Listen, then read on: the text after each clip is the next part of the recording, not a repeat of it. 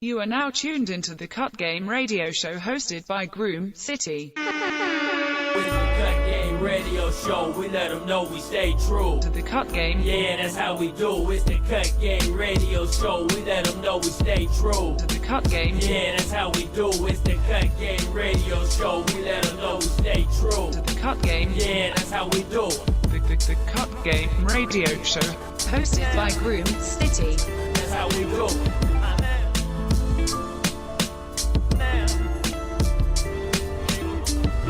Hey, what's going on? It's Groom City, and you now tuned in to the Cut Game radio show, #1 podcast for your hair needs. And right now, I'm not in the studio. I'm chilling, posted up, relaxing, and I got one of my good friends on the phone right now. Definitely a legendary figure in this barber industry. You know, I've been following this movement since I got on social media. May not say too much, but he's doing a whole lot. And I just like seeing the growth in his career. I like seeing the growth, and I had to reach out to him. So today we got none other than John Mosley, also known as Popular Nobody, on the Cut Game radio show. So what's going on, John? What's going on, man? You know, my boy Groom City. Just chilling, man. Just hanging out, having fun. And, you know, glad you called me, bro, so we can make this happen. That's what's up. You probably on the job right now. Where you in Cali? Where you at? You travel a lot. Yeah, man. I'm not in Cali. I just flew back into Dallas from Denver and getting ready to head to Austin, Texas for the Behind the Chair Award. Now, I got you on the phone, and I follow your sister. You know, I know she's into, is it makeup or is it hair and makeup? I got two sisters. I got one who's in the hair, and then the other one's actually in the makeup. Yeah, so your whole family is in the beauty industry? Man, we all sit down at the round table and talk hair all the time.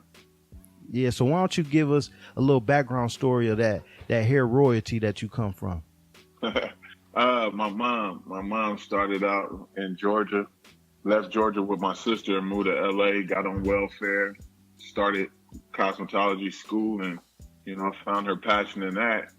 Now, and, what year was this? Man, that was way back in the day. I was still nothing. I was still not even thought about yet. You know, my sister got 10 years on me, so wow. I wasn't even thought about yet, man. So I can only go off of what I hear from around the table. You know what I mean? And, mom's went to beauty school, Universal College of Beauty, actually, right there in on Vermont. And so she did that, and from there, my sister got into hair. My mom traveled the world with Deadly Products, and she opened 2 salons in LA, and she still has one current to this day. And then my sister got into hair out of high school. My mom sent her to London, and she studied at Vidal Sassoon in London. Damn. And then, yeah, crazy, man. So then I grew up in the house looking at that. My father worked on the railroad, so he was always around and working hard, and I just seen that. And then my other sister, Ann, who's a makeup artist, you know, when your whole family just do hair or in the beauty industry, cousins, aunts, everything, it's kind of like in your blood. It's in your DNA, and you just don't even know it. So it was in my DNA, man, and I didn't know it until I felt like college wasn't for me. Now, backtrack a little bit. Did your mom ever share the science behind why she decided to send your sister to London versus just a school, you know, around the way? Now, you know, that's something I ain't never asked that question, man. But that's a good question to ask. Since we're on the phone, I could text her right now and see if she'll answer me and see if I could get that answer for you. Because I never asked that question, honestly. That's a hell of an experience, and you know, I'm pretty sure that maybe your mom just knew something. I'm just trying to get some game. You know, maybe she needed something to differentiate her from the rest of the pack, or maybe she had plans to help her further her career. It's funny. I'm texting her right now as we speak, so I can get the answer for you. Now I know you said one of your sisters is 10 years older than you. So you the baby boy? Yeah, I'm the baby of the bunch, man. I'm the young guy. So seeing all this, was hair, like, I wouldn't say forced on you, but was that something that was heavily preached to you, or you just gravitated towards it just because it was around? No, I never wanted to do hair at all. Honestly, I was like, growing up, that was my punishment. Like having to go sit in a salon on Saturdays and run errands. So when I was acting up in school, I'm a clown, bro. So that class clown always been in me. And so that always got me in trouble. My mom used to be like, all right, well, you want to act up, you're going to sit in the shop on Saturday. And so I never wanted to do hair because of that experience. Like, I was like forced to be in the shop because, as a young man, I didn't look at it as my own actions was putting me there. I just thought my mom was being mean, making me do this. And I just never wanted to do hair. I always looked at it like this ain't something I wanted to do. And so I tried to stay away from it. Now I went to college and I'm like, now it's a wrap. Now, do you think mom, just like how she sent your sister to London, you think she kind of introduced it to you? No, I definitely don't think it was her introduction hair to me, because whatever I wanted to do in life, she always put it in front of me, and it was always like, oh, mom, I did tap dancing. I played the trumpet. I had piano lessons, played all kind of sports. So it was never like hair. It was always like, you got to find you. You got to do you. Yeah. And so I never really was forced on hair.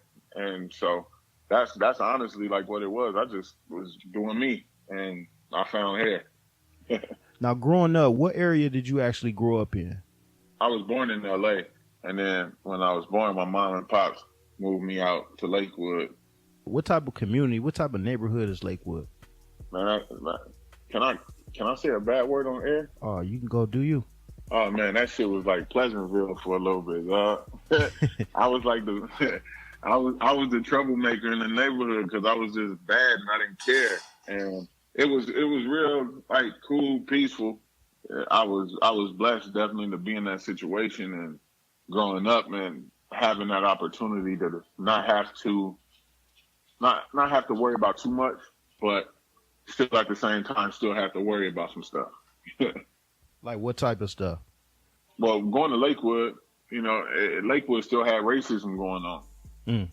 And I seen the effects of that when I was in high school. So you still had to deal with that. And then it was like right across the street was the north side of Long Beach, and they find out you from Lakewood. They like, oh, you just a black white boy, or you in Lakewood, you still a nigga in their eyes. And so it was like that constant battle of like going both different ways, Yeah. And you had to, I had to deal with it, and I wasn't tripping about it, but it was just like one of those things you look around and be like, wow, it's crazy how like on both ends you see it differently. Now, how do you think that shaped you as a person? I'm very thankful that I went to Lakewood High School because of the fact that I was introduced to multicultural stuff.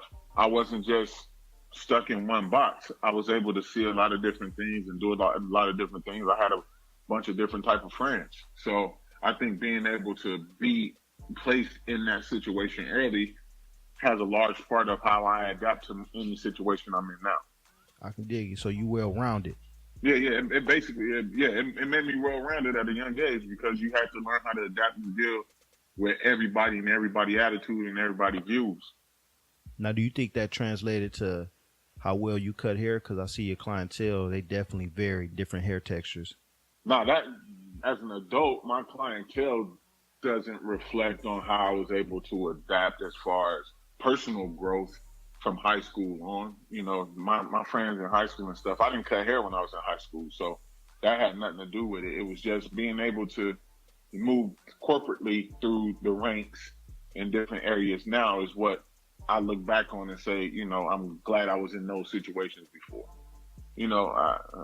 I'm like I said, I'm thankful, man. I went through that stuff and seen that stuff and dealt with it at a young age. Now, when did you decide to actually go into a barber college or barber school? Man, I was playing college football, and it was a guy on my team, a white dude. He looked like Gal from Street Fighter. I'll never forget it. He was like 25 years old, had a wife and 2 kids, and he at the junior college level trying to still play football. And I kind of like looked at him like, bro, you know how old you are? Like, they don't make rookies that old. Like, you 25, bro. I'm 18. What are you doing? So once I seen him, I kind of was like, man, I do not want that to be me ever. I tore up my rotator cuff, and I was sitting in the college, I was sitting in my class one day, and the teacher was like, oh, you play football? I was like, yeah. He was like, oh, you cool. You could go sit in the back. So then that was one strike. And then when I tore my rotator cuff up, The coach, I knew it was tore up, and the coach knew it was tore up, but he was like, well, if you go to your doctor, you can't play until your doctor clear you, but our doctor said you could play right now. And then I was like, it made me think, like, man, these schools don't care nothing about you. Like, they care about you for what you about to do for their school. And so I played halfway through the season, and then after that, they switched me from DN and asked me to play old tackle because I had footwork.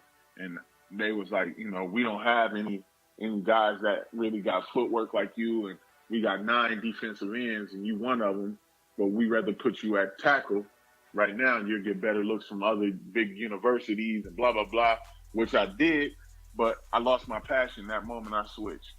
And then I kind of went home, driving home with ice bags on my shoulders, sleeping, had to take a muscle relaxer to relax to go to sleep because my body's so tight and tense, and I'm dreaming that I'm getting hit, so I'm shaking in my sleep. After doing all of that, man, I was like, I told my mom jokingly that I wanted to go into the barber game, and she was like, oh, okay, but I was joking. 2 days later, my cousin hit me up like, dude, I think about cutting hair too. So 2 days after that, my mom put a pair of clippers on the table, and I walked down, and I was like, yo, who these for? She was like, they're yours, and go get dressed. You got a meeting today. And I was like, dang, she's serious when I was joking. And that's how it happened. So where did you end up going? I went to John Wesley Barbering and Cosmetology School on 7th Street, downtown Long Beach. Now, how was that experience? Oh, man, it was actually crazy. Like, John Wesley is like your definition of a hood barber college. Like, it's definitely hood. The guys there was definitely hood. They had problems with each other. They go line it up in the back, catch that fade, and then come back in and catch a fade. So it was definitely a different experience. But my instructor there, I give a lot of the credit for what I'm doing now to him too, because he prepared me for stuff like this, and he seen greatness in me, so he stayed on me, and he pushed me while I was in school to just keep working hard at this. And now look at me now. Now, did you go 11 months straight, or did you have any setbacks? Yeah. No, I knocked it out 11 months straight. I did 11 months straight, man, like a prison term. Got it done, and just I walked literally the day I got my license. After I got my license, I was stuck in that rock and that hard place trying to figure out, do I go get a job? Because you hear so many times people say, like, your first year, your hardest year, you ain't gonna make no money. It's gonna be slow. It's gonna be this. And so that kind of set in my head, and I had a kid on the way. And I was like, man, do I listen to what these people telling me, or do I just, I spent 11 months practicing this craft. Do I just go out and do this? And so I was going to Toyota to get a job. I got hired, took the drug test, passed everything. And the day I went to go start my first day, I walked to the Toyota yard, and then I said, man, is this really what I want to do? And I never touched the handle of the door. And I turned around and walked off and never went to Toyota a day in my life, and turned around and put my head to the ground and said, I'm going to be a barber. Man, that's what's up. Now, were you a natural talent or were Hell no. I was not natural at all, man. It took work. Bro. I feel like when I graduated, at the time I went to barber school, you had to have 750 haircuts to graduate. Yeah. I finished with over 2,000 haircuts. And you still didn't have that skill set, that raw cut that you got now? Still didn't have it. So when people were speaking those negative words on you, about you should get a job and this and that, you think that kind of resonated with you because you didn't really have a good cut? No, it wasn't the fact that because I didn't have a good cut that I think I could be successful. But, you look at this industry coming into it, and you see that all these people struggle. You got dudes in the barbershop selling weed because they're not making enough money cutting hair.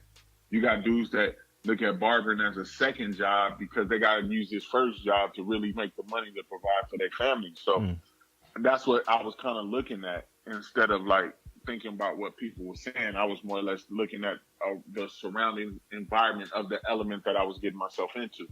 So their words was matching the environment that you was eyeballing, huh? Yeah, definitely. Hey, it's hard not to accept that as truth. Yeah, it was definitely hard, but you just got to look at it and don't let somebody else's experience be the judgment of your experience. Most def. Now, what age were you when you finished barber college? I finished on my 21st birthday. Oh, you was young. Yeah, I was young, 21. So what was the first sir. shop that you worked at with your license? My first shop is Premier Hairstylist in Long Beach, California, and I still have a chair there today. Now, what made you choose that shop? It felt like home. Felt like home. It wasn't far from my school, the barber's college that I was at. My cousin was working there, and a lot of the guys that worked there was coming out of the same barber college too. Like our barber school was a fishing hole for the shop. So I was like, why not? My cousin was like, man, come on over here. You're going to like it. So I went and interviewed and basically took the job. So you didn't really go around and checking out any other shops. You mainly, that was just kind of like your first choice? Yeah, that was my first choice. And you currently work there now, or are you saying you just have a chair there? That legendary. No, it ain't golden with no lights on it or nothing, man. I was like, I still stand behind the chair there, man. I still got a full book clientele there, even with all my travel. Wow. Now, how long have you been there thus far? I've been there since I started my career. What year was that? 2001. You got time in. These hands got some bodies on them, bro. Now, most people would look at that as a sign of loyalty. Are you naturally just a loyal person, or is it just that place is treating you real well, or what is it? It's a mixture of, like, the community treated me well. You know, the guys in the shop, like I said, it felt like family. It still is family to me. And I promised the owner the day he hired me that I'll be the best barber he had there, and I'll put in the most time, and I would never leave his shop until I went into a better situation. And I don't have plenty of better situations, and I still can't find a reason to leave. And like I said, they family to me. The community is family to me, so I'm thankful. Nah, that's what's up. So I see your movement is real heavy. Now, what was your first big break? My first big break, I was sitting in my car at the barbershop, man, on a slow day. We all barbers, we be having slow Tuesdays. Yeah. I'm sitting in the barbershop and I'm chilling in the car, and this lady called and was like, asked me, am I this person? I said, yeah, but she described somebody else. And I was like, nah, that's like, you got my name, but you got somebody else description. And she insisted that it was me. And I was like, all right, well then, yeah, it's me. Fuck it, it's me. And so she was calling about a TV show called Celebrity Fit Club. I don't know if you remember that show, but the barber on the show had just passed away.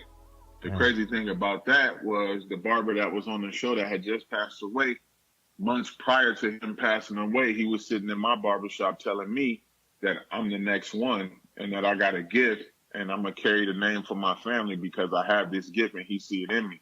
And that barber at the time was the lead educator for Andis. Most people don't even know this name, Joseph Stevenson. And so she called me and said, you know, the barber for the show just passed away. They need a fill-in. I was like, fill-in? Like, shit, I ain't no fill-in. Like, I'm a starter, baby. Like, this is what I do. And so I went, showed up, and the first day I showed up to work early.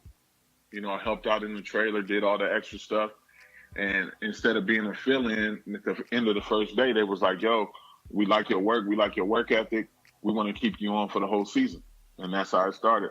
So how was that experience? It was funny because at the time, I didn't know how to cut straight hair at all.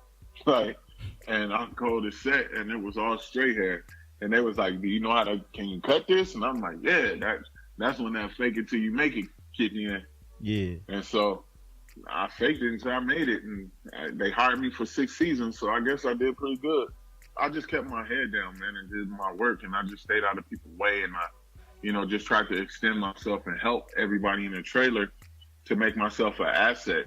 And I didn't really talk much. I stayed with the hair people. You know, then I hung out with the makeup people, but I never really got outside that box. Did other opportunities come from that situation? Yeah, I rolled from that to celebrity rap superstar. I was cutting a little kid in my shop at the shop, and he was like, my mom a makeup artist, she do this, she do that. And I'm like, yeah, sit down, boy, get your hair cut, be quiet. And his mom came in, was like, I really love the way you cut my son's hair. I'm a makeup artist. I do a lot of magazine work, photo shoots, editorial stuff. She's like, here's my card. You got one? I was like, yeah. She's like, if I ever need a barber, I'm going to call you. And she called me, sure enough. And I ended up doing I did the cover of Black Enterprise twice. Once with Lawrence Fishburne, and the other one was with Nene and Terry Crews. So it just started rolling, man. Started rolling after that. Man, I like the journey you taking this on, So how has your sister, and your mom being a hair professional, how have they influenced your career? My sister and my mom has helped my career tremendously, just because, people always ask me, like, who's my mentors? And that's who my mentors are. My family is my mentor. I don't really look up to too many barbers, or other people in the hair industry, because I had the influences in the house.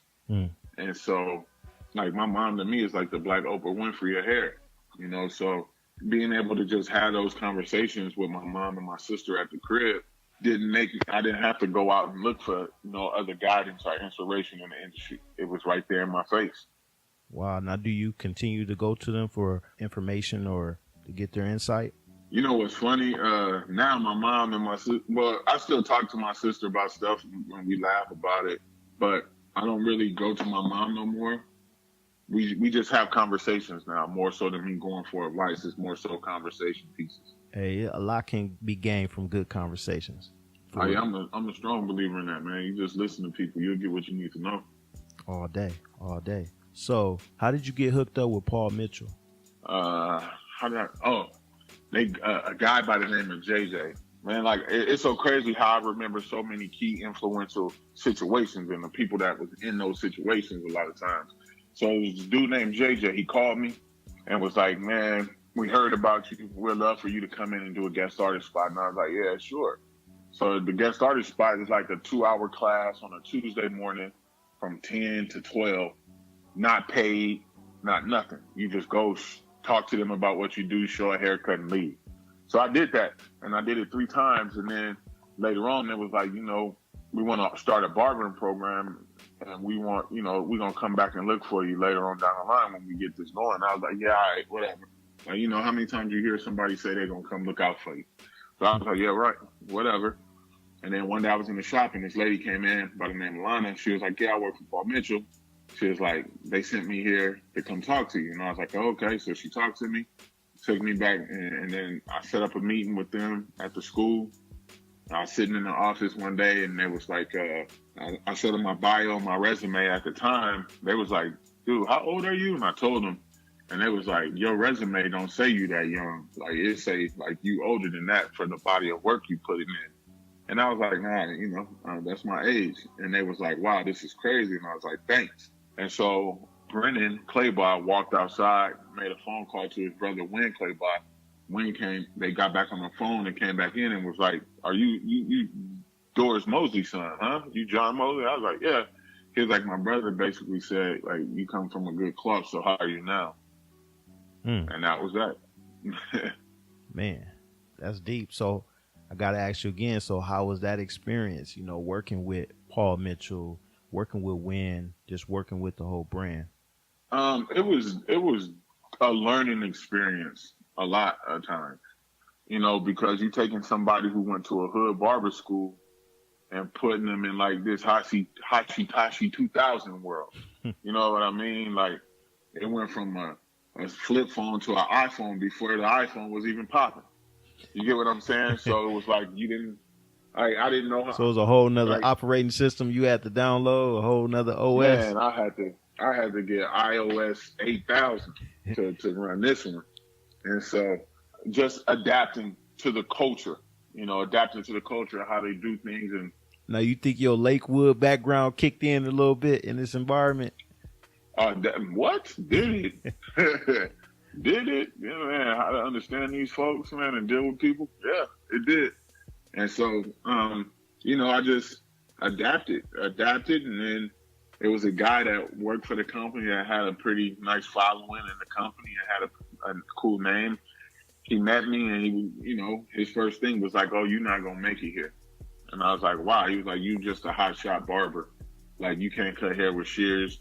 You don't know how to use shears, and you only know how to do hair, clipper cuts. And I'm like, yeah, you asked for a barber, right? Like, and he was like, well, you're not gonna make it here. Like, you won't adapt to the culture. You won't do this and you won't do that. And, I still got the Paul Mitchell name on my back, so I guess I adapted pretty well. Now, how long have you been rocking with him now? I've been with Paul Mitchell since, man, that's a good question. I think it's been about 6 years. If you were to think back, like what examples that you experienced so far that you've grown a lot as a barber and as a hair professional? One is just how my shear game.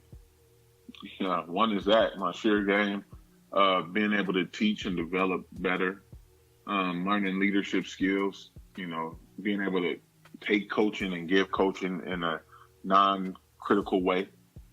Just being able to adapt to all situations. I think that played a factor in it. It allowed me, like still to this day, like I think that's one of the key things that helped me in there.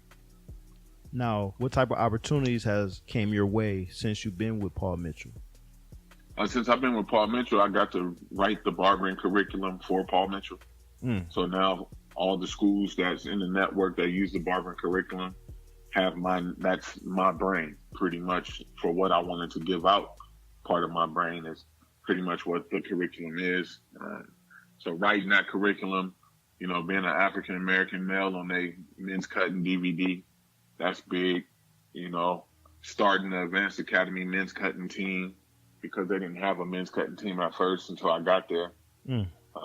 So just breaking barriers, man, giving other people, like when you think about it, they wasn't letting barbers in Paul Mitchell. When you think about it now, I broke the mold so that now other barbers have an opportunity to go to Paul Mitchell and get a job. Other people might try to take credit for it, or they might say they did this and that, they do that on their own, or, but like Tupac said, you and I know what's going on. Now, Cut Game family, let me speak to y'all for a second. Now, y'all see we got a historic figure on the phone. John Mosley, he come from that cloth, and he's breaking down barriers. He's creating history.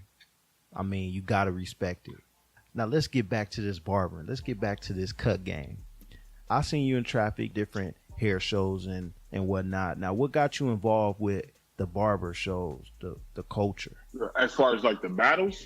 Yeah, it's like I'm talking about that urban barber culture, Now, what got you involved heavily in that? Because I'm urban. Well, it's a lot of urban barbers that's in the shop just keeping hair on the floor and just spinning that chair, So what makes you leave the shop and get involved in that scene? Wanting more, like wanting to be more, wanting to do more, wanting to see more, wanting to provide more. Your body can only stand up and cut hair for so long in the shop, no matter how many days a week you do it, no matter how many hours a day you do it. You can only do it for so long before your body tell you, okay, time to sit down. So for me, I wanted to expand myself, grow more, and do more. And getting a taste of that Hollywood life as far as getting checks compared to getting dollars, that make a difference in your vision when people start seeing real checks, they'll know what it feel like. Barbershop money is great money, but when you get a check and the government can take theirs right off the top, that barbershop money even better. Now, I can speak on, the few barber trade shows and the barber hair shows and the barber battles that I've seen you in. And when I first seen you, you're going to notice you, period, from your stature. But the main thing I noticed was that Popular Nobody brand. Can you break that down? How'd you start the brand and what inspired you to create the brand Popular Nobody? So I started out coming in this industry thinking I got to be like everybody else. Barber such and such, and Pat, this, that cut, and, this and that barber, and I'm this barber, and I'm that barber. Everybody name was that, but nobody was a brand. And so I started out with the Barber JM, but then, sitting back and being smart and saying, okay, do I just want to be a barber for the rest of my life, or do I want to be bigger than a barber? And is my purpose going to just deliver through barbering, through my message of barber? Is my message going to be delivered through barbering? And so after sitting down and thinking about it, and I had already started doing all this work, and people started to see my work everywhere. My clients knew what I was doing, but not too many people in the world knew what I was doing. And a lot of people in the world still don't know what I'm doing because I don't really talk much. I'm gonna go get it. I'm gonna just be about it. Yeah. And so one of my clients, he sat down. He was like, "Bro, man, you like a popular nobody. Like your work everywhere, and nobody knows you unless you say something." And I was like, "Damn, I like that. I like popular nobody." And so I told him, I was like, "Bro, I'm stealing that." And he was like, "Man, it's yours. Have it." It was a dude out of Detroit, and I was like, "For sure, I got it." So I took that, and then the logo first was just like a cartoon version of my head. Mm-hmm. And so one of the barbers, the youngest barber in the shop, we got rookie hazing. So we hazed him, and his rookie year ended up being like his whole career, pretty much. And so one day he was mad at us, and he was drawing in the back of the shop on some paper, and he drew himself with Rolex watch on, big diamonds, jewelry, all that. But he was walking 2 pit bulls, and each pit bull had 3 heads, and it was every barber in the shop. And he had us like on leashes. And so when I seen the drawing, I was like, "Man, that's hard. Like, let me have that." So he gave it to me, and it was on a white piece of paper with pencil. Uh-huh. So I took it, and when he gave it to me, I marked my face out in ink pen. And so everybody else was on paper, but my head was in ink. And so I took it to the graphic designer. I told him, "Man, can you make this, and digitize it, make it a logo for me?" He was like, "Yeah." So when he did that, I wrote down the color scheme that we went with on the paper, folded the paper up, and mailed it to myself. That's a poor man copyright. Yeah. And so I kept that as the original. And then as my mind grew and my business savvy grew, I knew I wanted to be bigger than just myself. And nobody in this world will ever get anywhere in life without a team behind them or a movement behind them. And so my thought process was like, I can't let my face be the face of the brand, because then you're going to always encounter haters, which I call them now destination watchers. You're going to always encounter them. And wait, say that one more time. Give that to him one more time. That, haters are now, I call them my destination watchers, because they watching on Instagram. They don't like my photos, and I know who you are, but you lurking. Stop lurking and start respecting. And so they just gonna keep lurking. You know what I mean? So I said, because of that, you're gonna always have this group of people that don't like you because they not doing what you're doing, or they didn't think about what you're doing. And so in order to be successful, you need either, there's key elements that you need to be successful. One is a strong woman behind you, and one is a movement behind you, and a strong team behind you. And if you don't have those things in line, and faith and belief, you're not going to be successful, period. I don't care who you are. And it don't matter what you believe in. But if you don't have those in some kind of order, you're not going to be successful. And so I took my face off as the logo, and now when you see my logo, it's just a popular nobody signature, because now it's not about me, it's about a movement that I've created. The movement is moving too. Now, what was the first? Once you created the cursive, what did you do with that cursive popular nobody? What was the first way you monetized it? The first thing I did with that logo, do it on T-shirts. Okay. I just do it on T-shirts. I sold some, gave some away. Popular nobody. I noticed that you have a popular nobody team. What was the idea and mindset behind creating a popular nobody team? You only as strong as your weakest link. But if you ain't got no links, how can you be strong? And so I knew, like I said, I knew where I wanted to go. I knew what I wanted to do, and I knew I had to do it a certain way. And that way was with a team of people behind me to help push this movement. So when you think about it, Popular Nobody started in California, but now looking at what's going on around the world, I got 3 guys that represent the brand in Florida. I got 2 people in New Orleans that represent the brand. I got somebody in South Carolina that's part of the brand. I got somebody in Denver that's part of the brand, and I still got people in California that's part of the brand.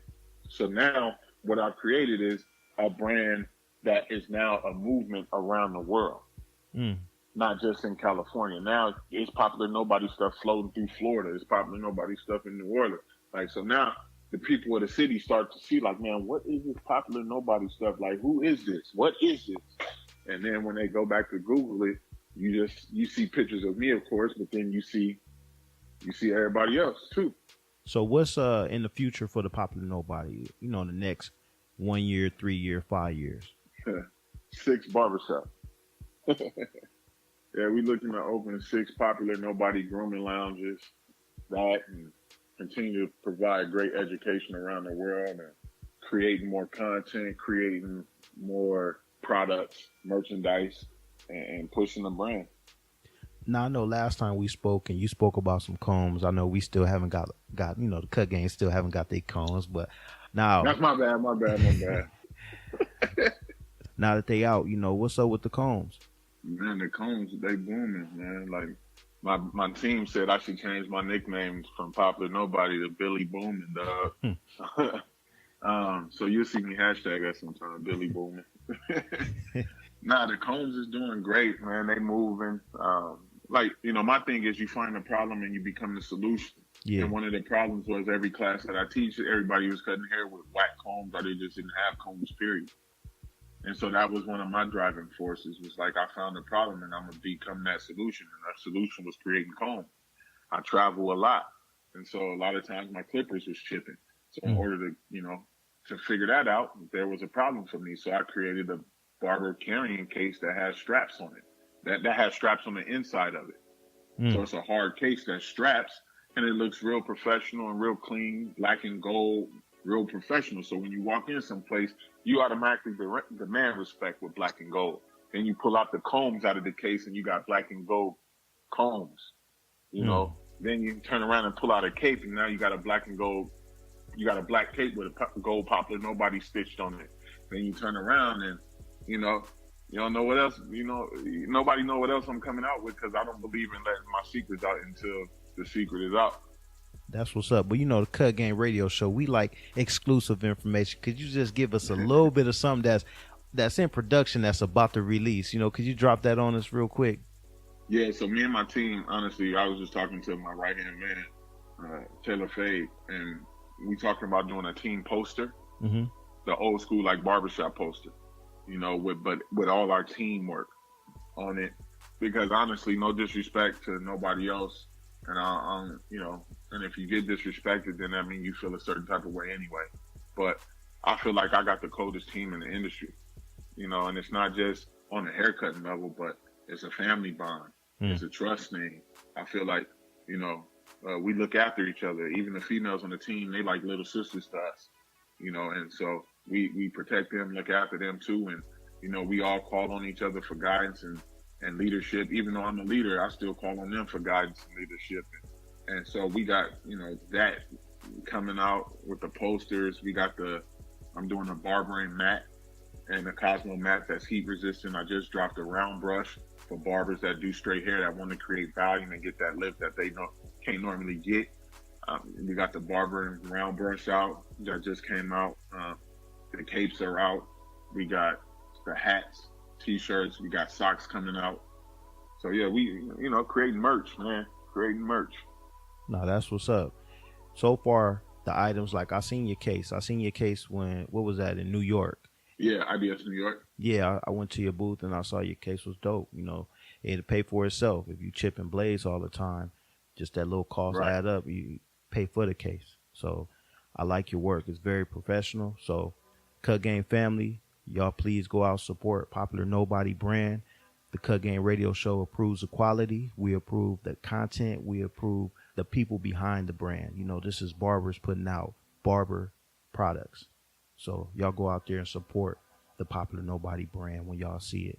Yeah, it's definitely other culture, and man, I all money made. I don't spend it on luxury cars and stuff like that. Man, I spend that back on my team and my family. When I get jobs, if I can get a team member a job, I bring them on, hire them, cut them a check. Yeah, that's what I do with the money I make. Like I take care of my folks, man. That's why you blessed. That's an ingredient for blessings, in my opinion. You a seed, and you sowing into other people, and you seeing a harvest in that, and it just comes around. That's just what it is. Right. But when that harvest comes, it take more work to pluck fruit off a tree than it does to sow seeds. So just know you're gonna have to eventually expand that team because that harvest takes more workers. Straight up. Yeah, it's about 16 of us right now, and hot off the press just for the cut game. I'm actually bringing on 3 female barbers now. Can you share the names right now? One is Stephanie Martinez. She's dope, but she's just not a female barber. She cosmetologist as well. Good person, family, a mother, a wife. You know, I look for stuff like that, man, because I admire people like that. And so, you know, that, and then you got this girl, Gabby. She, one of the faces of Sport Clips, coming on and joining the Popular Nobody team. So we got one more female space available that we looking to bring on and kind of mentor and tutor as a whole team. So we just waiting to see for the third one, man. I might put it out there on Instagram tomorrow, looking for a female barber to join the team. But we already got the 2. We need one more. Nah, definitely. One word that describes John Mosley. Hungry. That's it.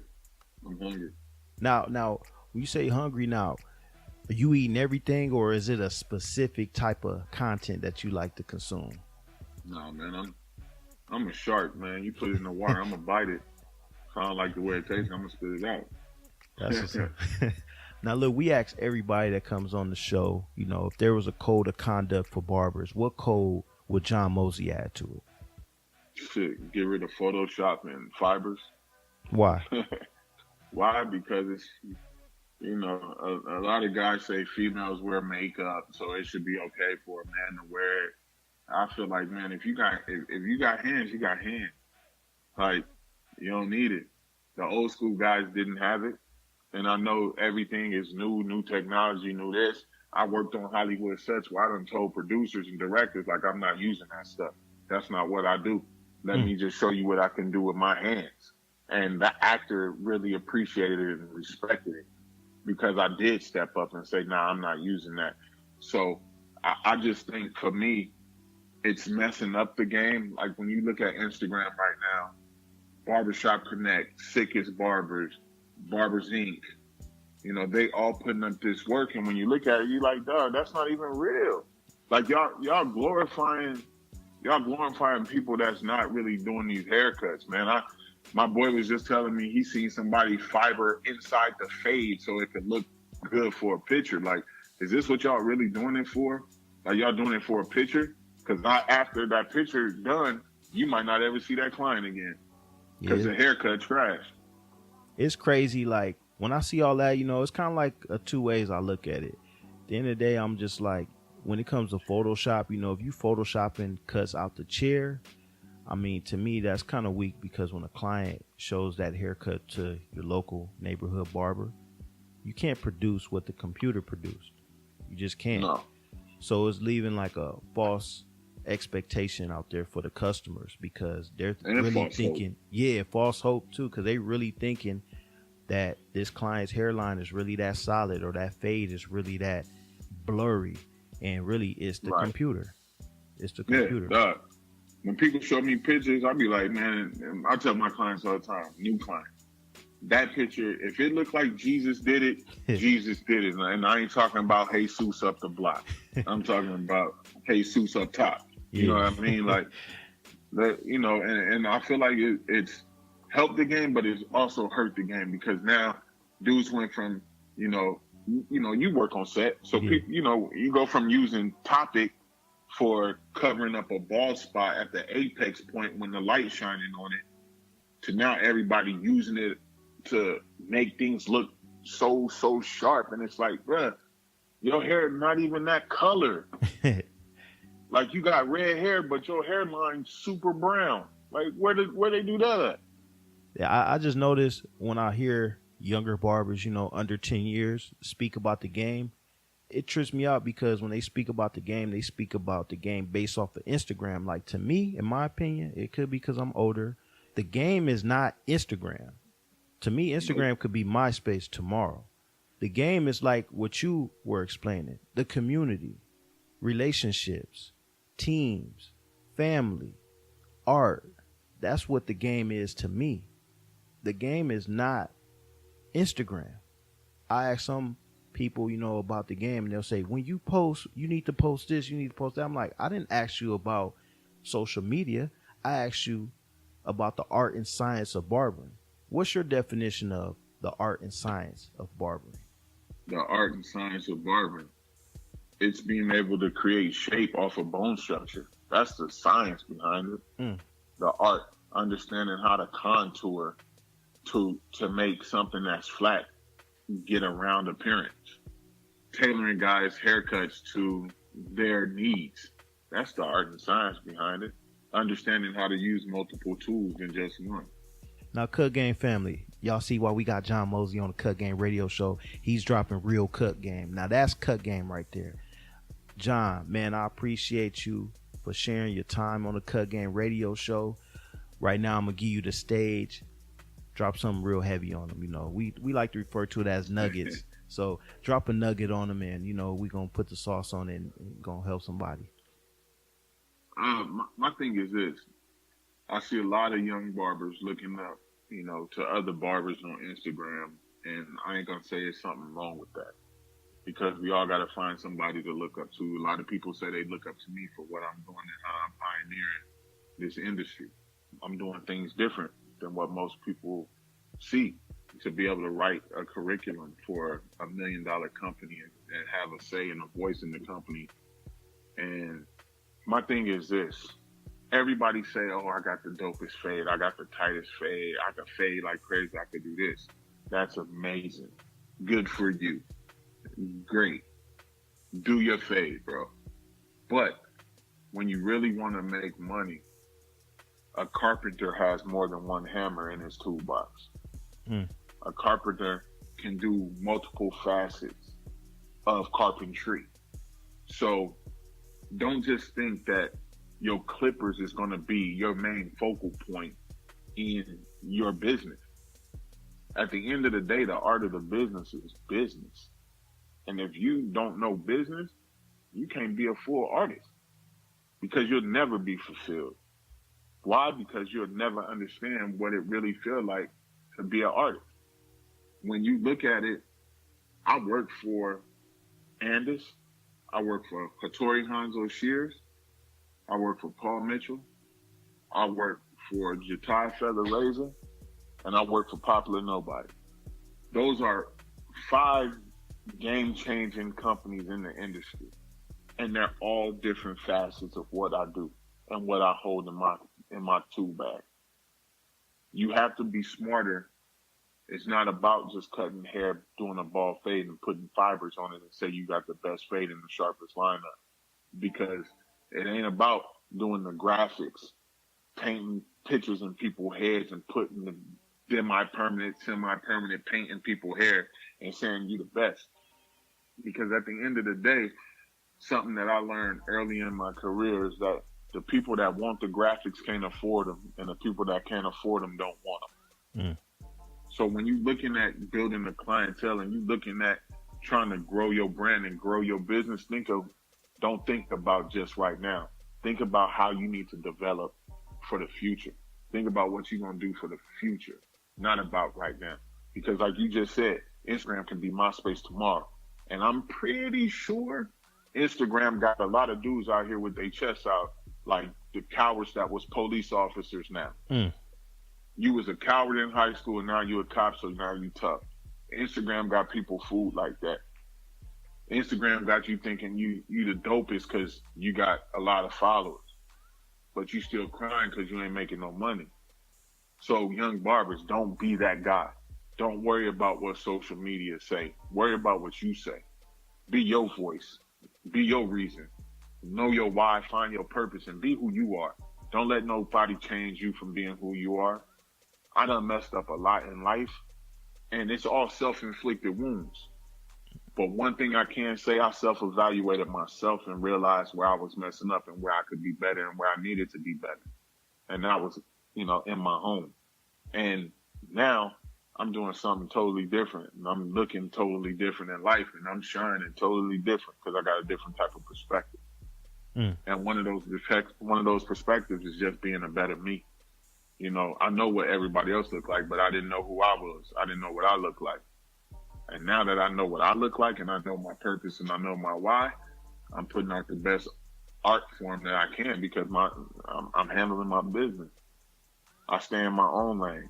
I'm not jumping in nobody else's lane. I stay in my lane. I mind my business. But I guarantee you one thing: I cut with the best of them. But I'm not out here to boast and brag about my clientele. You know, you're not a celebrity barber if you do one celebrity. You know, a lot of people think like, oh, I cut this NFL player, I cut that NFL player. Guess what, fool? Them NFL players get traded. Now who you got? What's next? When you thinking about, you thinking about cutting Andrew Wiggins, I'm thinking about cutting a GM. I'm thinking about cutting the owner.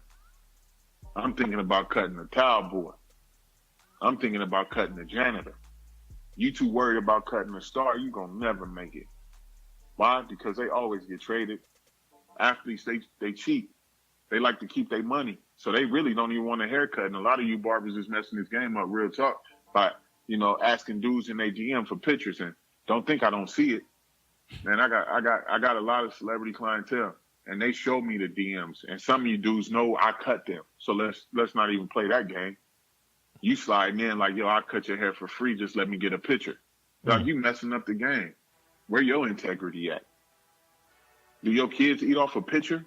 No.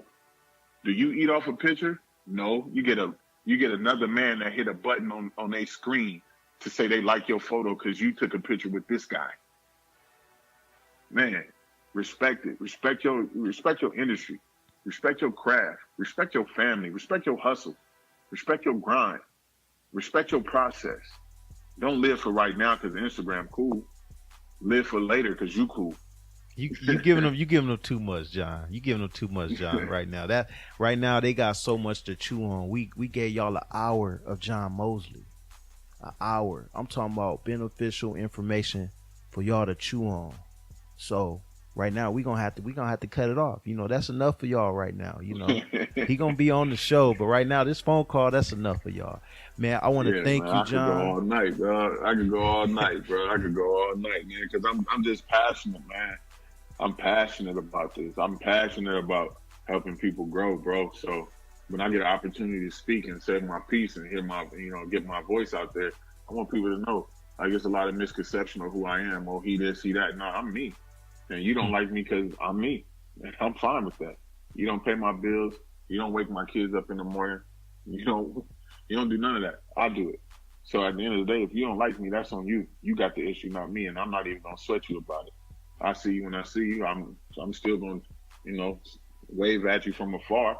But, at the end of the day, man, it's all love for me. So I'm glad you asked me to come on the call and do this, man, because it's bigger than that. Like, yeah. I don't know too many people that can honestly sit up here and say they have accomplished the things that I accomplished.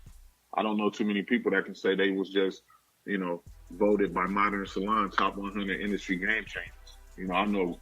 I looked at that list and I seen 3 people on there I know out of the whole industry. So you telling me Modern Salon said this young black boy is a top 100 industry game changer in this whole industry. I'm going to Austin, Texas Sunday. I'm nominated for best fade of the year, fade shot of the year for Behind the Chair. And those are the type of accolades that don't come with not being true to who you are. I stayed true to who I was, man. And people starting to see that now and they're starting to respect it. At first, everybody thought I was crazy because I stayed true to me. But now they realizing they was crazy for not being true to them. Yeah. And before we get off, I got the answer for you. Okay. Let's hear it. So earlier in our conversation, you asked me what made my mom send my sister to London to study at Vidal Sassoon, right? Uh-huh. So I took a moment. I said, I'm going to text my mom and find out this answer because that was something I never asked. And so now she just texted me right now and said because she didn't want to go to regular college, she was already in beauty school. So I asked her if she wanted to continue and she said yes. And where would you like to go? And she said Vidal Sassoon. I had saved up a few dollars and off she went with the kissy face emoji. Well, man, shout out to Mrs. Mosley for raising amazing people, helping them follow their dreams, and empowering them and just being a good support system. So just shout out to the Mosley family. A shout out to Ann Mosley and shout out to Lily Mosley. Thank you, John, for blessing the Cut Game Radio Show with your presence. Let them know where they can find you, where they can follow you, where they can pick up some of that Popular Nobody gear. Yeah, no doubt, brother. Thank you for having me. Like I said, you can find me on Instagram, popular_nobody. If you want to see some of my team members' work, you could go to team_popular_nobody, and you'll see some of their work, and you can follow their pages from there. You know what I mean? So Instagram is where I do my business. Oh, any websites? Yeah, www.popularnobody.com. It should be live in like the next 2 days. We took it down and do some construction to it, change some stuff up. So it should be ready in a couple of days. And that's just where I'm at, man. You can find me on Instagram all day long, though. And I reply, I answer, I do my own stunts. You know what I mean? Well, make sure y'all follow Popular_Nobody, a.k.a. John Mosley. Make sure y'all give him a follow, like, and also check us out on our YouTube page, The Cut Game Radio Show. You know, hit that subscribe button. Like, let us know what's up, because we are creating content. We are documenting the barber experience straight from the barbers. You know, we are preserving the barber culture, true barber culture, not who's popular, who is moving within this industry. So we need y'all support. You know, give us a review. That helps with our ranking with iTunes, and hit that subscribe button so we can grow this thing. So anyways, thanks for tuning in to the Cut Game Radio Show. Y'all stay groomed, stay elevated, stay on your jet fuel, and we out. That concludes our show. Please join us next week as we chop up game and share secrets to success on the Cut Game Radio Show.